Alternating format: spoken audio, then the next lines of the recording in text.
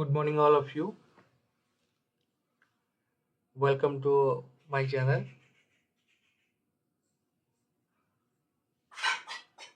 आज के इस क्लास में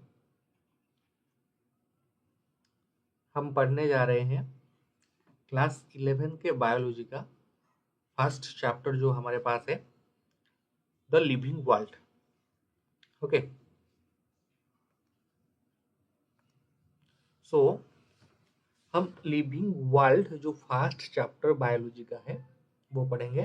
ओके, तो इस चैनल में जनरली आपको पहले बायोलॉजी से रिलेटेड ऑल वीडियोस क्लास 11 और 12 का मिल जाएगा। ओके, तो बाकी नीचे के क्लास का भी हम स्टार्ट करेंगे।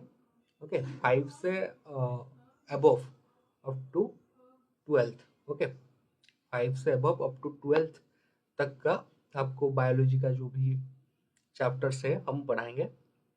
ठीक है, तो this is my channel and my name is Diljit Shriraj.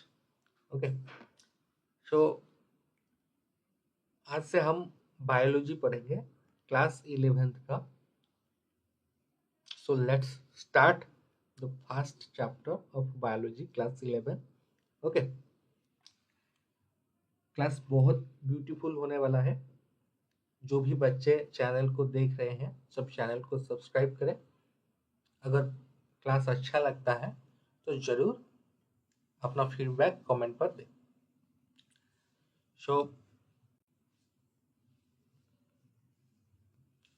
जैसे कि आप सबको स्क्रीन पर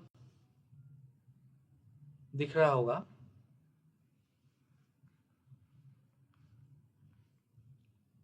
यहाँ पर व्हाट इज लिविंग लिखा हुआ है। ठीक है, जैसे कि हम पढ़ पा रहे हैं चैप्टर का नाम है the living world. So what is the meaning of living, let's us understand. Okay, so living हम किसे कहते हैं? Living is something that is alive, जो अलाइव है। समथिंग दैट कैन ग्रो, जो ग्रो करता है, जो मूव करता है और जो रिप्रोड्यूस करता है, जो रेस्पायर करता है। Okay, and carry out various cellular activities, तो उससे हम लिविंग कहते हैं जनरली। अगर हम उसका डेफिनेशन पढ़ेंगे तो ये होगा, living is something that is living is something that is alive, something that can grow, that can move, that can reproduce, okay, respire and carry out various cellular activities. तो इससे हम लिविंग कहते हैं, living organism बोलते हैं। So the different features that best describe what a living thing is. So जो describe करता है एक लिविंग थिंग को, तो वो फीचर्स क्या है, एक ऑर्गेनिज्म और एक थिंग्स में क्या क्या फीचर्स होंगे जिस तरह से हम उसे पहचान पाएंगे कि ये एक लिविंग ऑर्गेनिज्म है या फिर एक लिविंग थिंग है। सो यहाँ पर कुछ फीचर्स है जो ऑर्गेनिज्म, जैसे कि हम एबव में पढ़ रहे थे, ग्रोथ जिसका होता है, जो रिप्रोड्यूस करता है, जिसके अंदर मेटाबॉलिज्म होता है, सेलुलर ऑर्गेनाइजेशन होता है और जिसके पास कॉन्शियसनेस होता है। सो ग्रोथ का मतलब क्या होता है? ग्रोथ मीन्स जिसका डेवलपमेंट होगा। रिप्रोडक्शन मीन्स जो यंग वंस को बर्थ देगा। ठीक है, and metabolism, thousands of chemical reactions occur inside our body. So जब हम सो रहे हैं, जब हम सांस ले रहे हैं, जब हम मूवमेंट कर रहे हैं, तो ये पॉसिबल हो रहा है क्योंकि हमारे बॉडी के अंदर केमिकल रिएक्शंस हो रहे हैं। उसी प्रकार जिस थिंग का सेलुलर ऑर्गेनाइजेशन होगा एंड जिसके पास कॉन्शियसनेस होगा उसे हम लिविंग थिंग कहेंगे। कॉन्शियसनेस मीन्स हमें अपने एनवायरमेंट के को महसूस करना। ओके, एंड हमारे साथ क्या हो रहा है उसे महसूस करना, कॉन्शियसनेस, उसे हम कॉन्शियसनेस कहते हैं। जैसे कि अगर जैसे हमें एक मच्छर काटता है तो हमें तुरंत पता चल जाता है, एक सिग्नल हमारे दिमाग से आता है कि यहाँ पर हमें मच्छर काट रहा है और उसे हमें मारना है। ठीक है, तो it is an example of consciousness that our brain is doing this consciousness activities. So तो जो हमारा प्रीवियस का एनसीईआरटी का बुक था उसमें तो ये सारे फीचर को डिस्क्राइब किया गया था कि what is growth and all the features that we have discussed. Reproduction हो गया, मेटाबॉलिज्म हो गया, सेलुलर ऑर्गेनाइजेशन हो गया एंड कॉन्शियसनेस हो गया, इन सबको क्लियरली डिस्क्राइब किया गया था। ठीक है, तो अभी जो हम एनसीईआरटी पढ़ रहे हैं यहाँ पर ये सारे काट दिए गए हैं रिप्रोडक्शंस वगैरह। तो डायरेक्ट हम जंप करेंगे व्हाट इज लिविंग से diversity in the living world को। ठीक है, कहां पर क्या पढ़ेंगे? Diversity in the living world. पहले जो टॉपिक हमारा था वो था व्हाट इज लिविंग। लिविंग हम किसे कहते हैं? अब ये सबका क्लियर हो गया होगा कि लिविंग हम किस थिंग को कहेंगे कि ये लिविंग है जिसके अंदर जान है, जो मूवमेंट करता है, जो रिप्रोड्यूस करता है, जो ग्रोथ जिसका ग्रोथ होता है। ठीक है, तो उसे हम लिविंग कहते हैं। बाकी अगर हम diversity in the living world को आते हैं, जो हमारा नेक्स्ट टॉपिक है। Okay, so this is our next topic, diversity in the living world. So diversity in the living world के अंदर हम जो फर्स्ट कॉन्सेप्ट डिस्कस करेंगे वो है बायोडाइवर्सिटी। क्या है? Biodiversity. So what is biodiversity? ठीक है, हम बायोडाइवर्सिटी किसे कहेंगे? ओके, बायोडाइवर्सिटी का मतलब क्या है? So the number of species that are known and described. Okay, जो स्पेसीज के बारे में हमें पता है। So what is the meaning of a species? All the living things, each individual living thing is called as species. ठीक है, जो जितने सारे स्पेसीज के बारे में हमें पता है, ओके, उन सबको दिस रेफर्स टू बायोडाइवर्सिटी और the number and types of organism present on the earth. देखो बच्चों, यहाँ पर क्या लिखा है? The number of species that are known and described. जितने भी सारे स्पेसीज को हम जानते हैं और डिस्क्राइब किया गया, लगभग 1.7 टू 1.8 मिलियन स्पेसीज के बारे में हमें पता है। ओके, सो इसे हम बायोडाइवर्सिटी कहते हैं। This refers to the biodiversity, that means different types of organisms present on the earth. So this is generally we called biodiversity, जिनके बारे में हम जानते हैं। क्लियर? और हम इसे कह सकते हैं, और क्या हम कह सकते हैं? The number and types of organism present on the earth. Okay, so generally biodiversity, different types of organisms who are present on this earth are called biodiversity. ठीक है, सो उसके बाद जो कॉन्सेप्ट हमें पढ़ना है that is nomenclature. I hope कि biodiversity आप सबका क्लियर हो गया होगा कि बायोडाइवर्सिटी हम किसे कहते हैं, बायोडाइवर्सिटी का मतलब क्या होता है। सो उसके बाद हम जो कॉन्सेप्ट डिस्कस करेंगे वो है नोमेनक्लेचर। क्या है? Nomenclature, right? So what is nomenclature? बच्चों, nomenclature is the system of naming living organism. So जितने भी सारे लिविंग ऑर्गेनिजम्स हैं, इन्हें नेमिंग करना in a way that a particular organism is known by the same name all over the world, जिससे कि वो ऑर्गेनिज्म पूरे वर्ल्ड में उसी नाम से जाना जाए। ठीक है, नोमेनक्लेचर का मतलब क्या है यहाँ पर?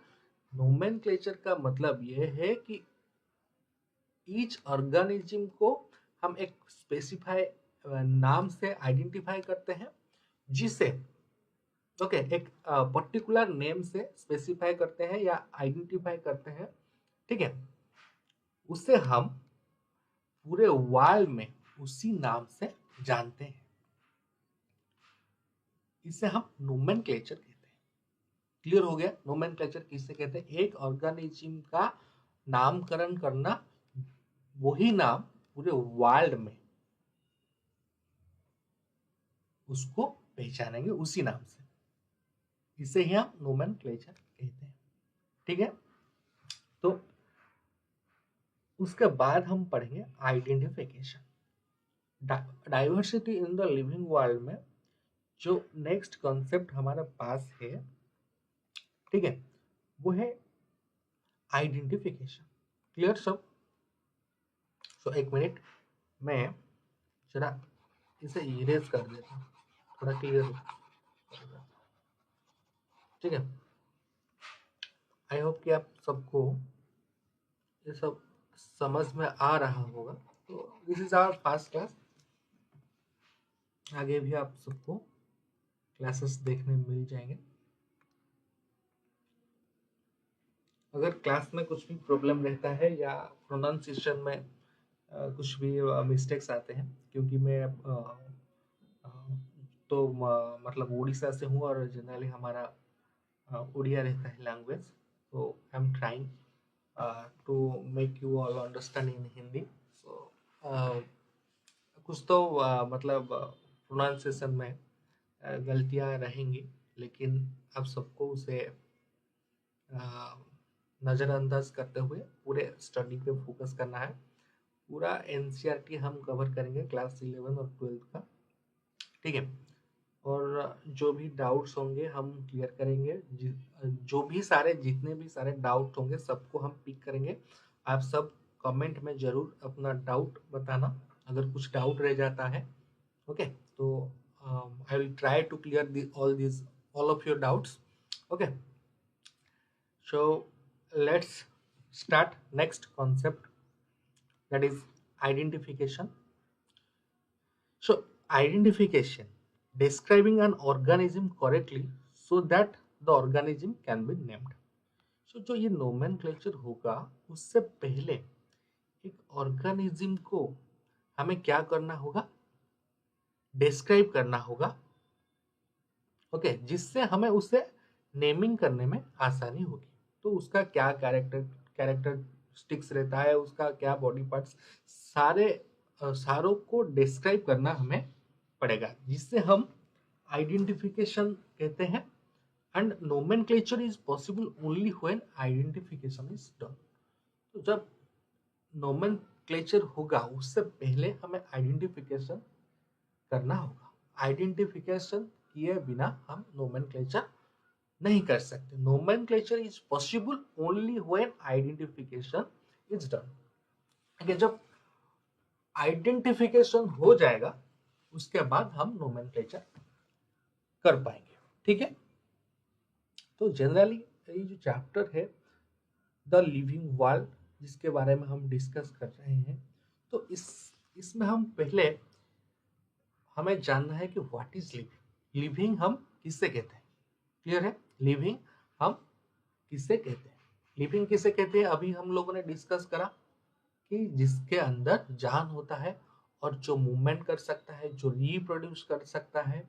ओके, और जो जिसका क्या जिसके पास कॉन्शियसनेस होगा, जिसका बॉडी का सेलुलर ऑर्गेनाइजेशन होगा। तो इन सारे कैरेक्टरिस्टिक्स जिस थिंग के पास होगा उसे हम लिविंग कहेंगे। तो लिविंग का ये सारा कैरेक्टरिस्टिक्स को जो प्रीवियस एनसीईआरटी था उसमें क्लियरली डिस्क्राइब किया गया था, लेकिन इस जो अपडेट हुआ है हमारा बुक, तो उसमें उसे हटा दिया गया है। तो उसके बारे में अभी हमें ज्यादा जानना नहीं है। ठीक, तो अब हम diversity in the living world को, जो लिविंग के बारे में जानने के बाद different types of living world, diversity in the living world का मतलब क्या है?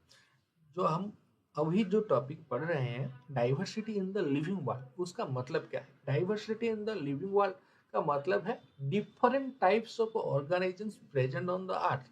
जितने भी सारे ऑर्गेनिज्म अर्थ के अंदर प्रेजेंट है उन सब के बारे में हमें जानना है। ठीक है, different type of organisation, different types of living things present on this world, that is diversity in the living world, जिसके अंदर हम लोगों ने बायोडाइवर्सिटी पढ़ा एंड नोमेनक्लेचर भी पढ़ा। नोमेनक्लेचर किसे कहते हैं जाना कि एक ऑर्गेनिज्म को पर्टिकुलर नाम देंगे जिससे वो सारे वर्ल्ड के लोग उसे उसी नाम से जानेंगे, that is nomenclature. And nomenclature करने के लिए उस ऑर्गेनिज्म को हमें डिस्क्राइब करना होगा, तभी तो नोमेनक्लेचर पॉसिबल होगा ना। जैसे कि हम इंसान हैं, ठीक है, तो हम ह्यूमन बींग्स है और हमें क्या कहा जाता है? साइंटिफिक नेम से होमो सापियंस कहा जाता है। तो ये जो होमो सापियंस नोमेनक्लेचर वर्ल्ड वाइड हमें किया गया है, तो हमारे जितने भी कैरेक्टरिस्टिक्स है उनको डिस्क्राइब करने के बाद, हमें आइडेंटिफाई करने के बाद किया गया है।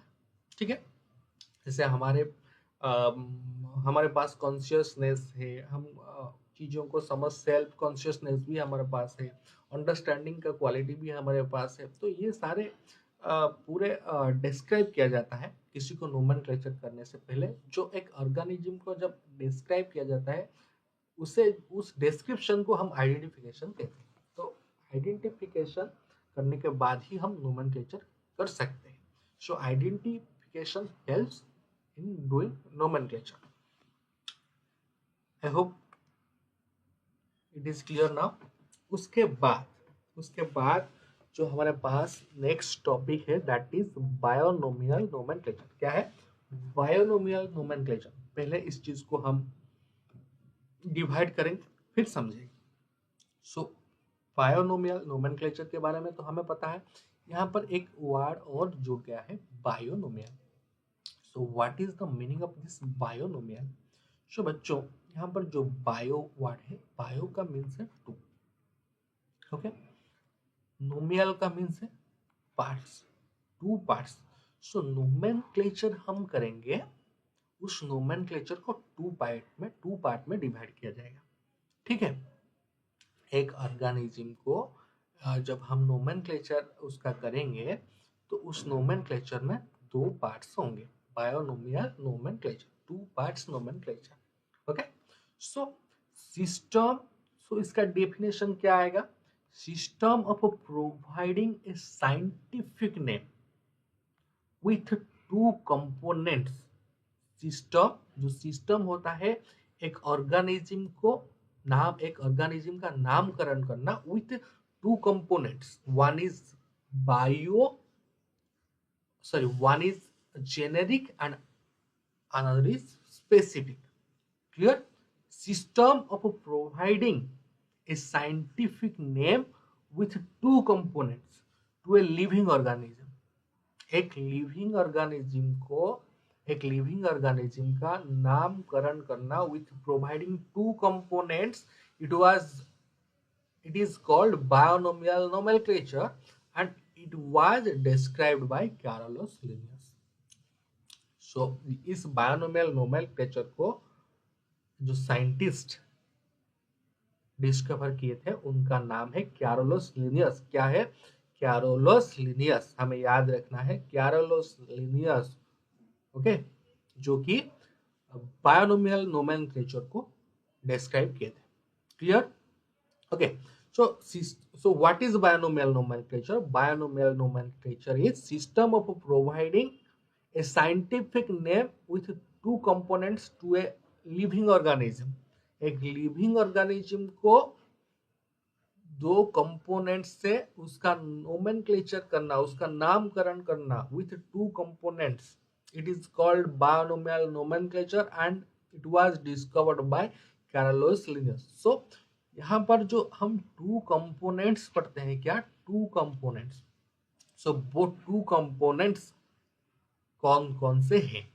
तो एक है जेनेरिक नेम एंड अनदर है स्पेसिफिक नेम। सो व्हाट, तो अभी हमारे मन में ये सवाल आ रहा होगा कि यहाँ पर जेनेरिक नेम क्या है और स्पेसिफिक नेम क्या है। ठीक है, व्हाट इज जेनेरिक नेम और व्हाट इज स्पेसिफिक नेम। बच्चों, जेनेरिक नेम का मतलब ये आता है, जेनेरिक नेम का मतलब यह आता है कि जो प्रजाति हम कहते हैं। स्पेसिफिक नेम एक इंडिविजुअल, तो कुछ स्पेसीज को लेकर जीनस बनता है, तो स्पेसीज से स्पेसिफिक नेम। तो यहाँ पर जो हम पढ़ रहे हैं स्पेसिफिक, दैट मीन्स स्पेसीज से ये ऑब्टेन हुआ है, एंड जेनेरिक जीनस से। सो इन दोनों को मिलाकर हम नोमेनक्लेचर बनाते हैं। सो जेनेरिक नेम के लिए, जीनस के लिए यहाँ पर जेनेरिक नेम, और स्पेसिफिक नेम स्पेसीज के लिए हुआ है। सो species means each individual. Okay, each individual का नाम हम स्पेसीज ओके रखते हैं, और कुछ स्पेसीज, एक तरह के स्पेसीज मिलकर जीनस बनाते हैं। ठीक है, तो एग्जाम्पल के तौर पर हम लेते हैं, टाइगर का एग्जाम्पल लिया, तो यहाँ पर टाइगर का जो जेनेरिक नेम है पांथर, पांथेरा। ओके, क्या है टाइगर का generic name? पांथेरा। And specific epithet उसका क्या है? टाइग्रिस। स्पेसिफिक एपिथेट उसका टाइग्रिस है, एंड जेनेरिक नेम उसका है पांथेरा। सो ये क्या होगा? पांथेरा Tigris, that is the scientific name of tiger. What is पांथेरा Tigris? Okay, scientific name of tiger. उसी तरह अगर हम एक मैंगो का साइंटिफिक नेम देखें तो मैग्निफेरा इंडिका। क्या है? Mangifera indica. तो यहाँ पर जो मैग्निफेरा है उसका जेनेरिक नेम है, और इंडिका उसका स्पेसिफिक नेम है। ठीक है, मैंगो का जो साइंटिफिक नेम हो गया Mangifera indica. Clear? So this is binomial nomenclature. I hope it is clear now.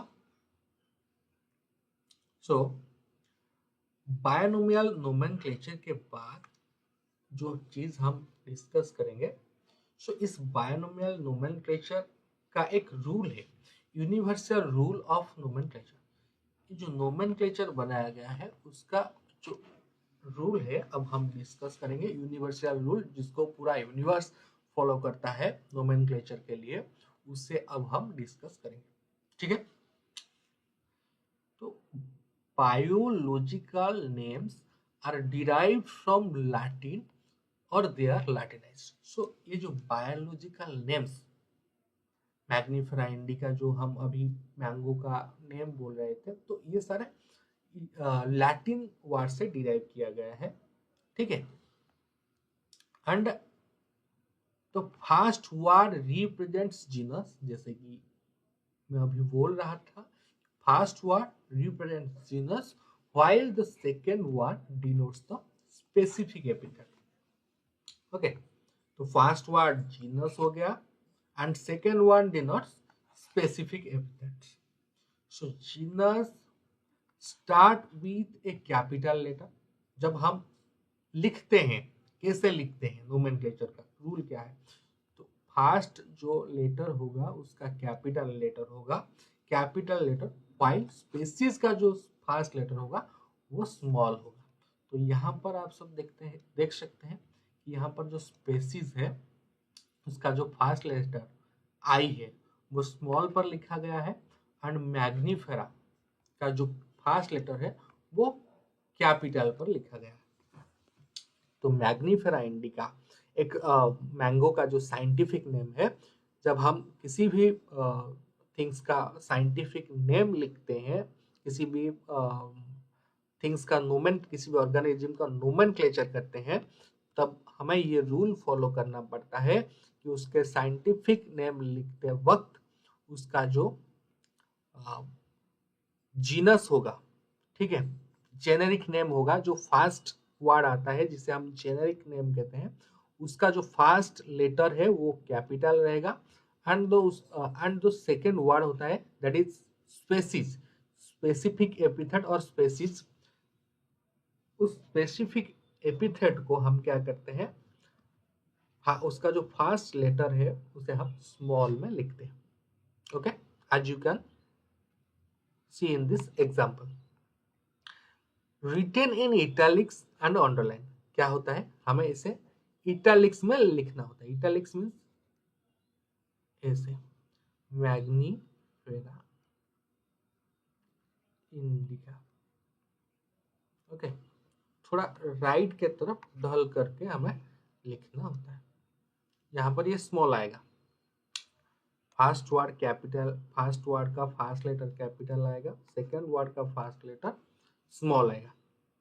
Okay, specific epithet का first word small and genus का फर्स्ट वर्ड कैपिटल आएगा. Clear? So name of the author appears after the specific epithet. And एक और जब हम एक scientific name को discover करते हैं, जो जिस साइंटिफिक नेम का जो साइंटिस्ट उसे डिस्कवर करते हैं और उनका नाम हम लिखना चाहें तो उसको हम उसके बाद लिख सकते हैं. जैसे कि Mangifera indica was discovered bye Linnaeus, तो इसे हम ऐसे लिख सकते हैं, मैग्नीफेरा इंडिका लिन. ठीक है, तो यहाँ पर क्या हुआ, स्पेसिफिक एपिथेट के बाद साइंटिस्ट का नेम मेंशन किया गया है. I hope all things are clear now.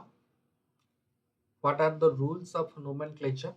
So these are the rule of nomenclature. Next हम देखेंगे क्लासिफिकेशन ऑफ लिविंग ऑर्गेनिज्म. बस बच्चों देखो, क्लासिफिकेशन ऑफ लिविंग ऑर्गेनिज्म, यहाँ पर हम समझते हैं क्लासिफिकेशन ऑफ लिविंग ऑर्गेनिज्म का मतलब क्या है. ठीक है, एक एग्जांपल में देखते हैं. अगर हमारे जो हम बुक सेल्फ पर हम किताब रखते हैं, ठीक है, और कॉपीज भी रखते हैं. बुक्स रखते हैं और कॉपीज भी रखते हैं.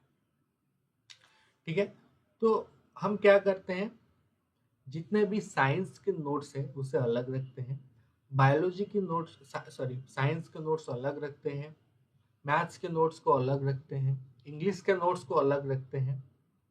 ओके, हिंदी के नोट्स को अलग रखते हैं. उसी तरह बुक्स के सारे बुक्स को भी एक साइड पर रखते हैं. ठीक है, तो अगर हम सारे किताबों और सारे बुक्स को मिक्स कर देंगे, हमें जब एक बुक चाहिए होगा या फिर एक कॉपी चाहिए होगा तो उसे निकालने में कितना मुश्किल हमें हो जाएगा.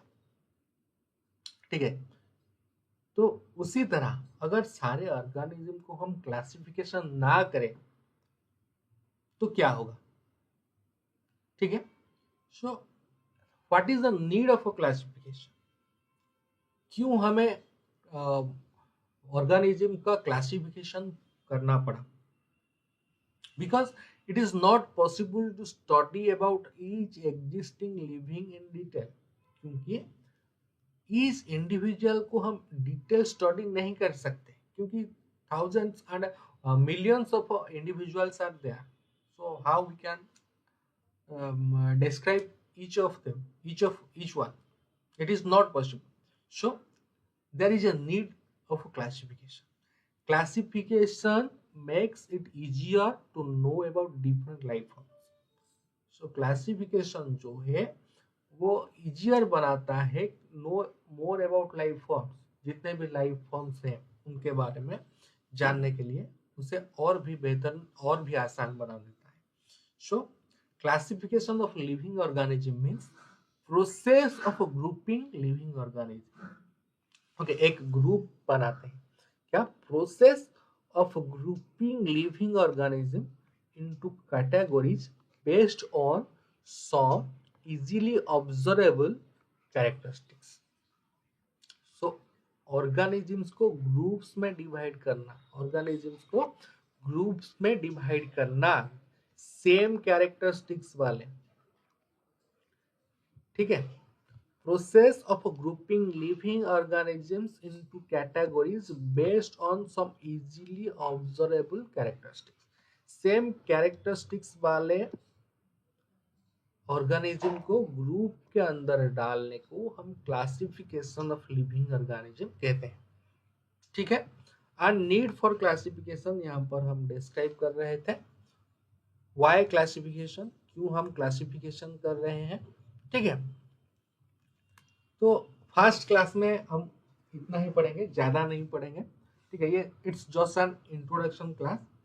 ओके, पूरा चैप्टर हम नेक्स्ट क्लास में डिस्क्राइब करेंगे। आई होप ये क्लास आप सबको पसंद आया होगा। अगर पसंद आया है तो सब चैनल को सब्सक्राइब करें और फीडबैक कमेंट में जरूर लिखें। फिर मिलते हैं एक नई क्लास के साथ।